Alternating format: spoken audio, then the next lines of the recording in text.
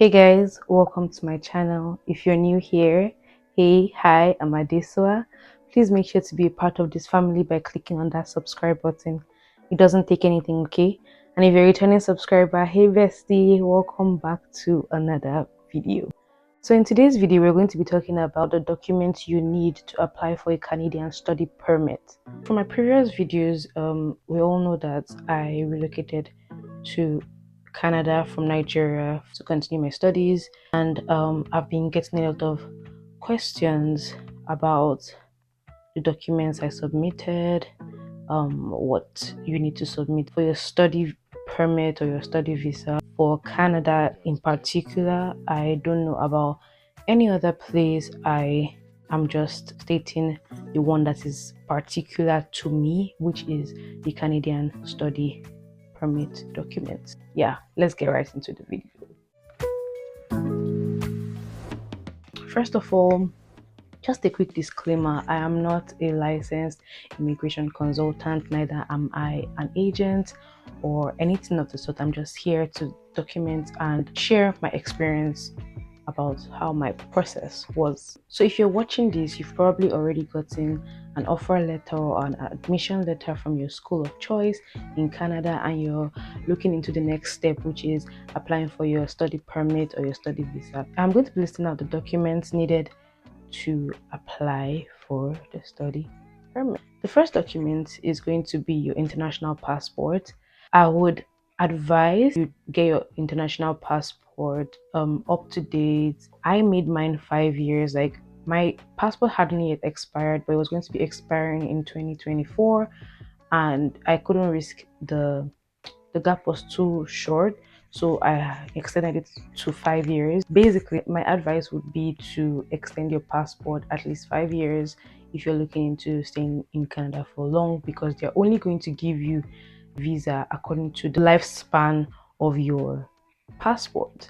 Let me give you an example. Let's say your passport is expiring in September 2024 and you're applying already for January 2024. They're only going to give you the visa up until September 2024. You're not going to exceed your date stated in the passport. It is always advisable to extend your international passport way ahead of your duration, your stay in Canada. So the second document you're going to be needing is 2 passport photographs with white background. I'm going to attach a photo guide or a sample, something somewhere on the screen for you to see, because there's a particular dimension Canada needs for their application process. Then the third one would be a letter of acceptance from your school, from your university, if you're going to a college or you're going to a university, whichever one. If the school needs you to have paid a tuition deposit, you're supposed to have paid it. Then you're supposed to have the letter of acceptance from the university or college, as well as the tuition deposit. Then you're supposed to have, yes, your school fees receipt. As Nigerians, I don't know who is watching this, so because I'm Nigerian, I had to use my WAEC result. That's the West African Examination Council result, and that was my senior secondary qualifying exam stuff. I don't know the essence. I don't know what equivalent it is in other parts of the world, but yeah, I used the WAEC result.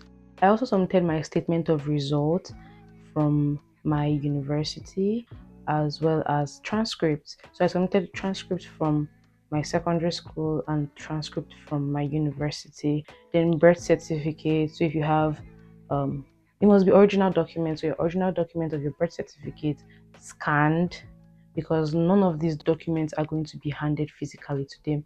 You're going to scan them and submit. I don't know if for self-sponsorship you need an affidavit, but if you're going to have a sponsor, you'd need an affidavit of sponsorship from your sponsor. And then you would need your statement of purpose.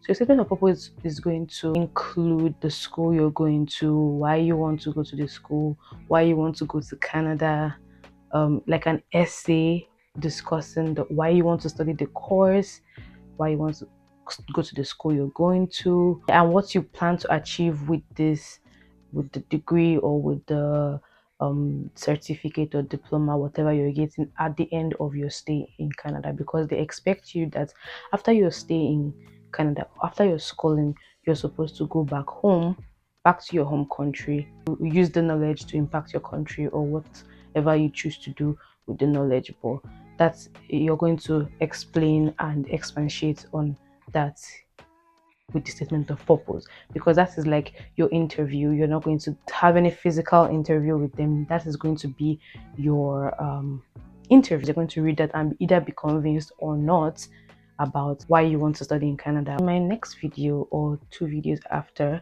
I'm going to be reading out my statement of purpose. So if you're interested, please make sure to subscribe, stay tuned, turn on your post notifications so that you'll be notified anytime I make or post a video. Other documents I submitted was a letter from my employer, because I stated that I was currently working, so I submitted a letter from my employer confirming that I was working where I said I was working.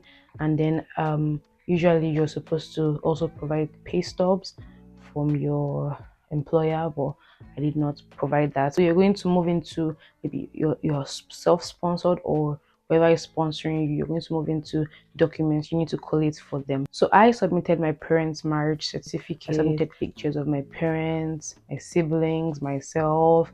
It included like so many pictures, my graduation pictures, a lot of pictures. Like there was a whole big file with a lot of pictures of just our family, childhood pictures, growing up, random pictures, just make them believe that you're actually family members with these people. Or if like a parent is sponsoring you, just make them believe that they're actually your parents or they're your family, some form of proof. I submitted all our data pages of our passport. So you're supposed to also submit like a letter of introduction from your sponsor's organization. That's if someone else is sponsoring you, like if they're working, like their pay stubs, if they're working, their company documents as well. Like if they own the company, they're supposed to submit like the documents of the company that they own.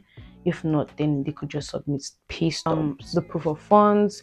Either you or your sponsor, whoever is sponsoring you, you're supposed to have your proof of funds ready. And I don't know, I'll probably make a separate video talking about the proof of funds, but this video is just, we're not going to dive into the full context of the proof of funds. Then maybe if you have landed property or something tying you back to your home country, so that they will be convinced that you're going to go back to your home country. Like maybe you have a land in your name, or a house in your name, or a business in your name, something that will tie you back to your home country, that they'll be sure that okay, when you're done with your school or whatever you're doing in Canada, you're going to return back to your home country. That's also part of the reason why you're adding pictures and all of that, because I stated in my statement of purpose that my family, we all live together and they're all going to be back in Nigeria and I'm the only one coming. So obviously I'm going to go back to them because I have family ties back in Nigeria. Then if you also have investments or like insurance, whatever, just provide whatever it is that you have that is in your name that you think is an asset. They just need to know that if push comes to shove, you're going to have something to fall back on, and you have something tying you back to your home country, and you're going to return back to your country at the end of your study in Canada. I think that is all. I also did a police check, a police record check, but that was not necessary. That was not important. I didn't even eventually end up using it, and it was just a waste of my money. So I think that would be all you need to submit for your study permit. Thank you guys so much for watching up until this point. I hope you were able to learn a thing or two, or gather more information on what you need to apply for your study permit. Please make sure you like, share this video, subscribe, and turn on your post notifications so that you'll be notified anytime I post a video. And that will be all. Thank you so much. Bye.